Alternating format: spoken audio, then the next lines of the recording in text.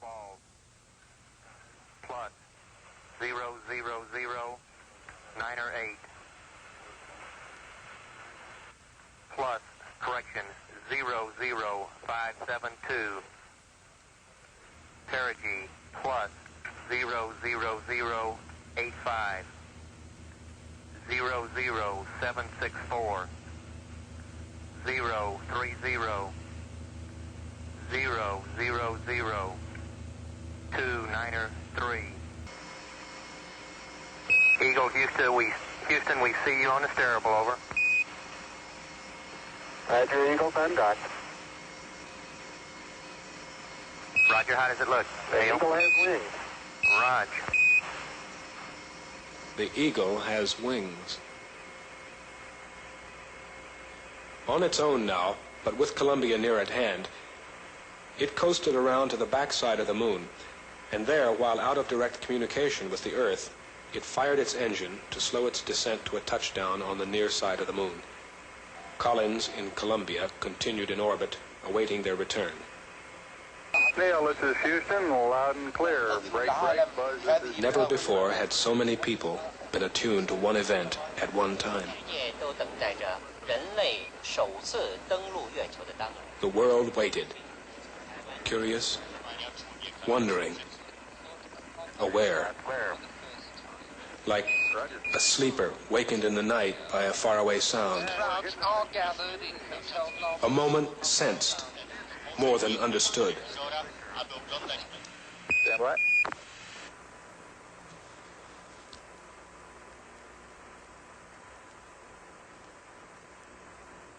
Okay, Neil, we can see you coming down the ladder now. Hey, Neil, we can see you coming. I'm going to step off the limb now. That's one small step for man, one giant leap for mankind. That's one small step for man, one giant leap for mankind. It was almost dangerous. You lose sight of the fact that it's a vacuum out there, and if you spring a leak next to it, you're going to be dead. Uh-oh.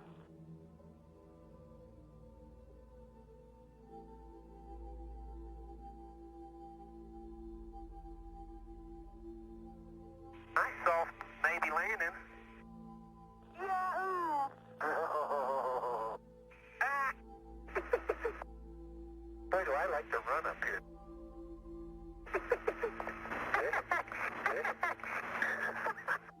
feel like Bugs Bunny. That's neat. And here comes the Boxy twin. You're pretty agile there, Twinkle Toes. I'm going out for the ballet when I get back. You learn another line of work up here. And while you're bouncing around there, you might keep an eye out for a nearby crater.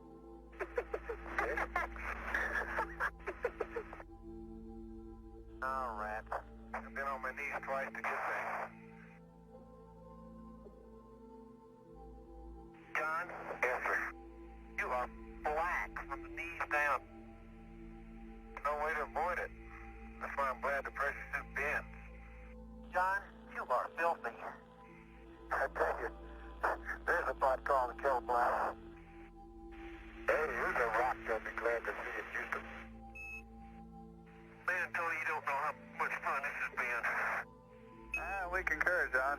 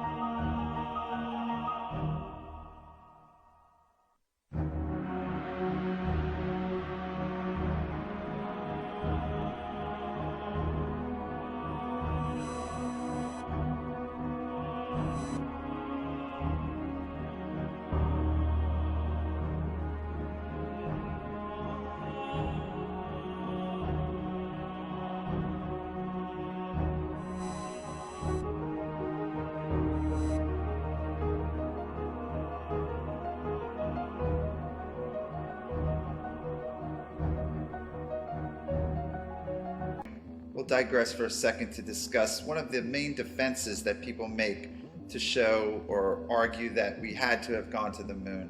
And they often say that there would have been so many people involved in the conspiracy it would have been impossible to keep it quiet. The only people who would have known about the hoax would have been those on a need-to-know basis, and that would have been very few people.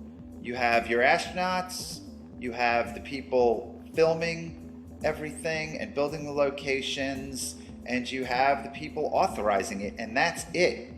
Everybody else would have been doing their one task in the line and sequence of events that they were responsible for. And this segues into another defense made by people who believe we went to the moon, and that is, why didn't NASA have them do things over after they made mistakes? And the reason for that is that this was live, and not everybody was in on it.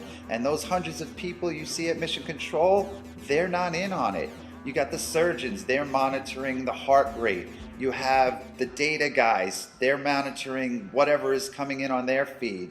And everybody is looking at a live event, and all over the world people are monitoring a live event. So there were no do-overs.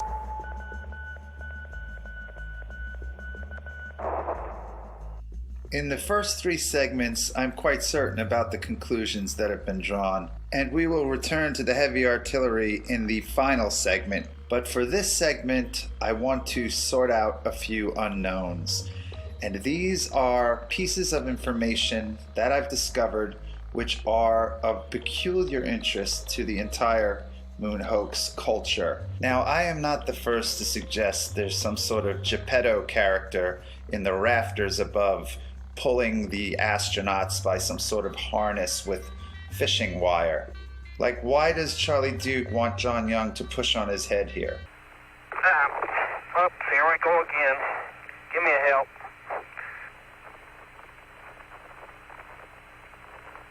There you go. Okay, just push, start pushing on my head. Give me a hand. Okay, here we go. So he pushes down on his head and his feet seem to levitate backwards. Okay, I don't claim to have found the wires, but I do think I found the attachment to the wires. This is the OPS, oxygen purge system.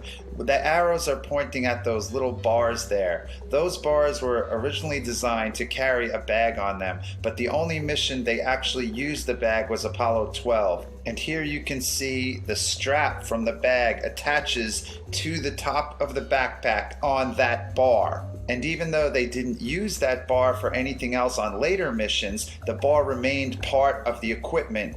What is not part of the equipment and has never been spotted before, as far as my research has revealed, is that there are little tiny rings that hang out of that bar compartment.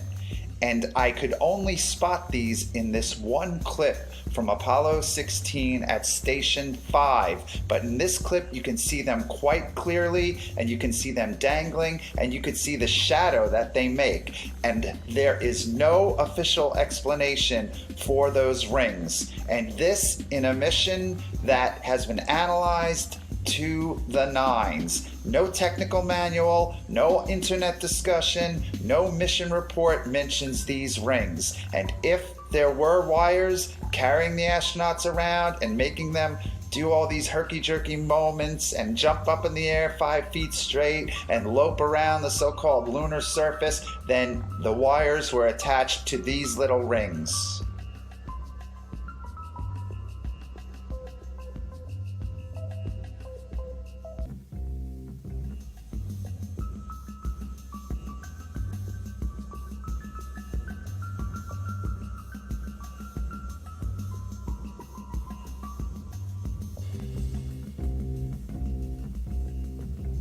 So we pick up the action on EVA-3, Apollo 16, and the astronauts have just returned from House Rock, which is that big rock they were gallivanting in front of in the beginning of this segment. Charlie Duke is switching magazines in the 16mm movie camera, which is at the top right of the screen. He's turning it now. Watch his visor, because I believe you are going to see an artificial light source flicker on and off very quickly. At first you will see the light travel up his uniform, and then it will flash on in his visor, and then it will flash off. Boom, there it goes. Now, NASA's official position is that there were no artificial lights used on the surface of the moon. The astronauts were issued flashlights, but they were only used inside the ships. Here is a picture of the actual flashlight used by John Young during this mission. That's a better size one. Watch the beam of light travel up the spacesuit. It will go on his left shoulder and then swing over towards his right shoulder, under his chin, and right up into the visor.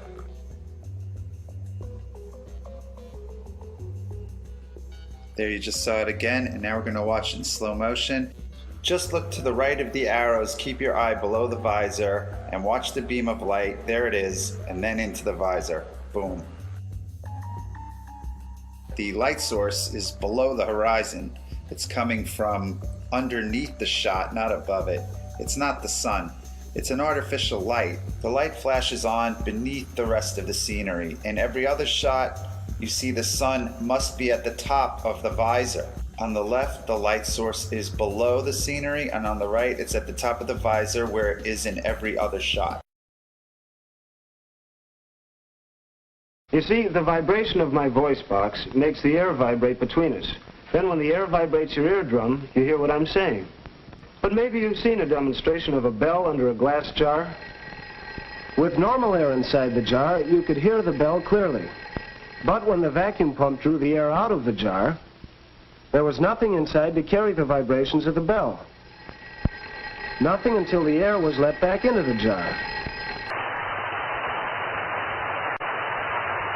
They can't forget your photo numbers. And this is core tube number 2. Okay, just in fact, you're almost driving without a hammer. But if you'll hand it to me, I'll get it in a second. I'm going to take a couple more shots of this before we leave. Get all in, I get the pictures. Alright? Driving in real easy, Houston. The sounds in space, it's odd to have a hammer or a metal tool and bang it against something and hear absolutely nothing. You can, sound won't travel in a vacuum, so there you are outside and you could be hitting something, no sound at all. In space, since there's no atmosphere, there's no air, if you bang on something when you're doing your spacewalk, you will not be able to hear that. And this leads us to the dilemma of our final segment. All modern astronauts, such as Piers Sellers and Mike Massimino, claim to hear absolutely nothing when they're out on the International Space Station in the vacuum, banging away with metal tools and objects, whereas during the Apollo missions, all kinds of sounds have been recorded that should not be possible if they are on the moon in the vacuum of space. Okay, just in fact, you're almost driving without a hammer. But if you'll hand it to me, I'll get it in a second. I'm going to take a couple more shots of this before we leave.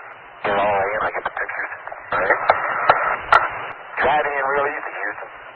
That does not sound like the spacesuit acting like a drum at all. It sounds like a metal hammer striking a metal object repeatedly with authority. Pictured is Alan Bean during Apollo 12 striking a metal core tube into the so-called lunar surface with a metal hammer.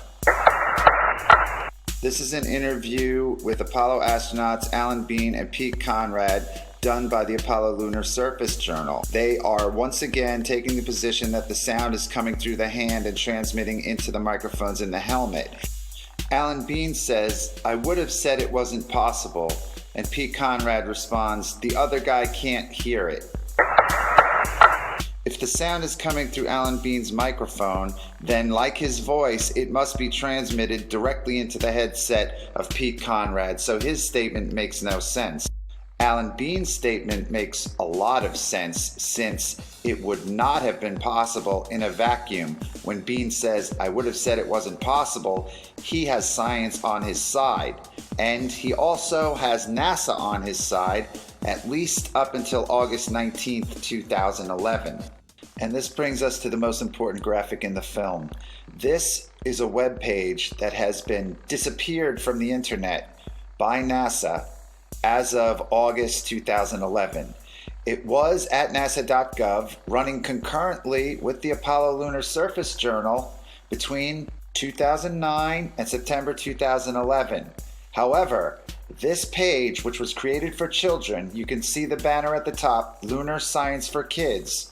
This page directly contradicts the assertions made in the Apollo Lunar Surface Journal concerning the hammering sounds in Apollo 12, 15, and 17. This page talks about the science involved with sound on the moon, and it does so correctly. And that is why NASA has disappeared it from the web. The contradiction between the journal and this page was brought up in the very popular Moon Zoo forum, and that is where I first became aware of the situation. Reader Tom128 pointed out the contradiction between the site for children and the journal, and I went looking for the site for children and could not find it. I then went to my favorite research tool, the Wayback Machine at archive.org, and I was able to find an old version of the page that NASA did not clean up. And whenever I see information go missing from the web, it always starts me thinking, and this was the genesis of the film. At that moment, I became a NASA moon hoax researcher. You've seen the image on the right of the graphic before. That is Alan Bean hammering a core tube during Apollo 12, and this is the sound of such hammering. The graphic is problematic for NASA because of the contradiction to the journal, and the graphic is correct science. And I quote, "Sound needs something to travel through to get from one place to another. On the moon, since there is no air, sound cannot travel above the surface. So, there are no sounds on the surface of the moon. When the Apollo astronauts were out on the moon's surface, they could only talk to each other and to mission control by using the radios in their air-filled helmets. Even when the astronaut in the photo to the right hit a metal tube into the ground with a hammer, no sound was made."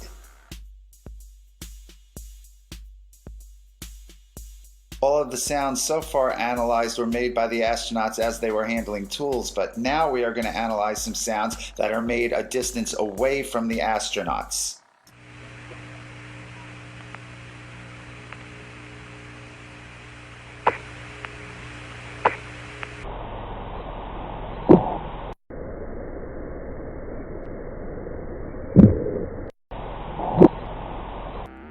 So what you just saw appears to be a smoking gun. That scene, which was broadcast live to the world during Apollo 15, shows astronaut James Irwin. He takes this cord or band off of a canister, and those canisters are in the mesa table, which Irwin is standing in front of. He unravels the cord, which has two metallic locks at the end of it, pictured here. They look like bullets. He takes that off, he unravels it, he reaches back with his right hand, and he throws the cord away. Let's take another look at it.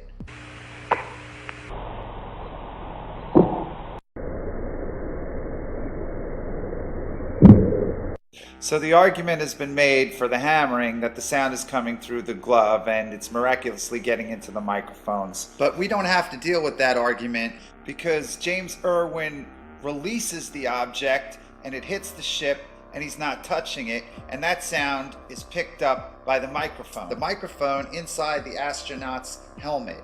And you can always tell that that's the microphone in play because you will always hear the sound of the suit air supply system in the background whenever the astronaut is transmitting, and you will hear this sound remain on for a split second after the astronaut stops transmitting. Yeah, you better believe it. Yeah, you better believe it. Both the outside of the ship and the inside of the ship in the cabin are in the vacuum because the lunar module does not have an air hatch. So when the astronauts leave the lunar module, it is depressurized.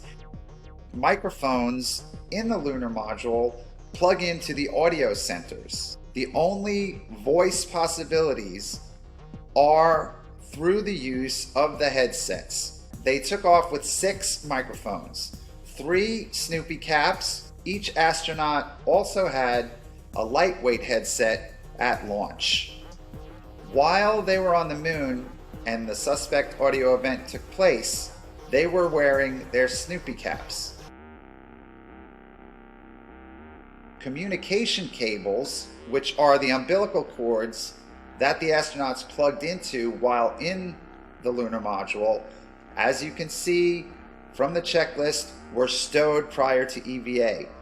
Also, looking at the same exact checklist, we can see that the lightweight headsets were also stowed prior to EVA. So, there were no live microphones inside the cabin.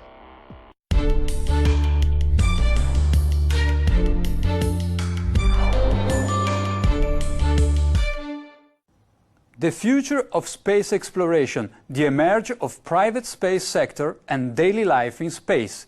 These are among the topics we discussed today with 2 special guests from International Space Station, Terry Virts, the current ISS commander, and Samantha Cristoforetti, the first Italian female astronaut in space. Hi Terry, buongiorno Samantha, thank you very much for joining us on Euronews.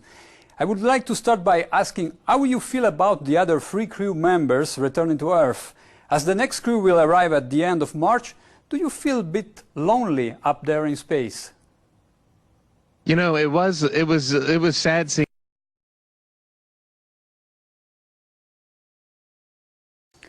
And what comes after the International Space Station once its mission is over? How do we ensure the presence of humans in space? Well, that's a great question. The plan that NASA has is to build a rocket called SLS, which is a heavy lift rocket. It's something that is much bigger than what we have today, and it will be able to launch the Orion capsule with humans on board, as well as landers or other components to destinations beyond Earth orbit. Right now, we only can fly in Earth orbit. That's the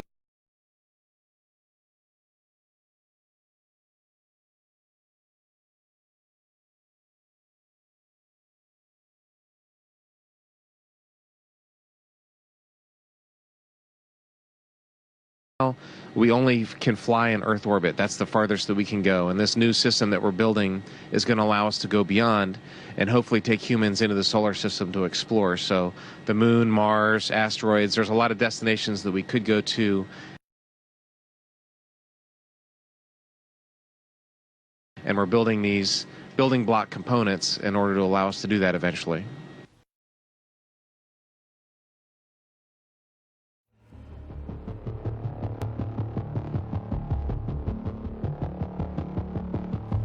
Orion is getting ready to launch.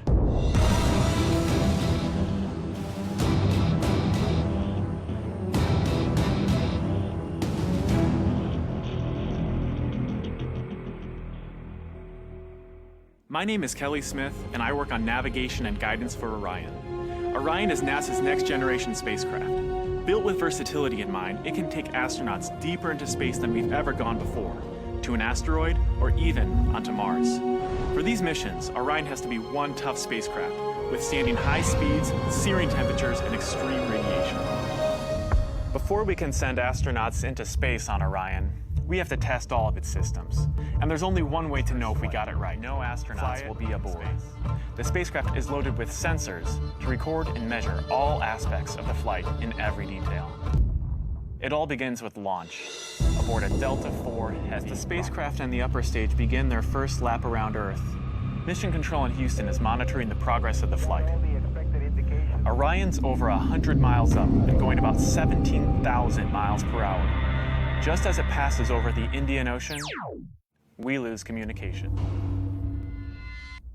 As we get further away from Earth, we'll pass through the Van Allen belts, an area of dangerous radiation.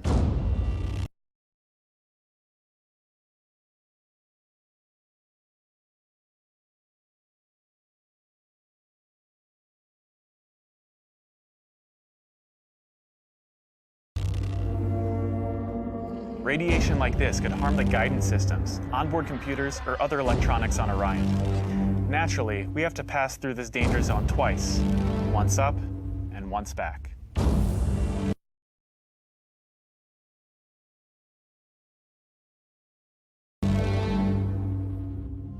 But Orion has protection. Shielding will be put to the test as the vehicle cuts through the waves of radiation. Sensors aboard will record radiation levels for scientists to study. We must solve these challenges before we send people through this region of space.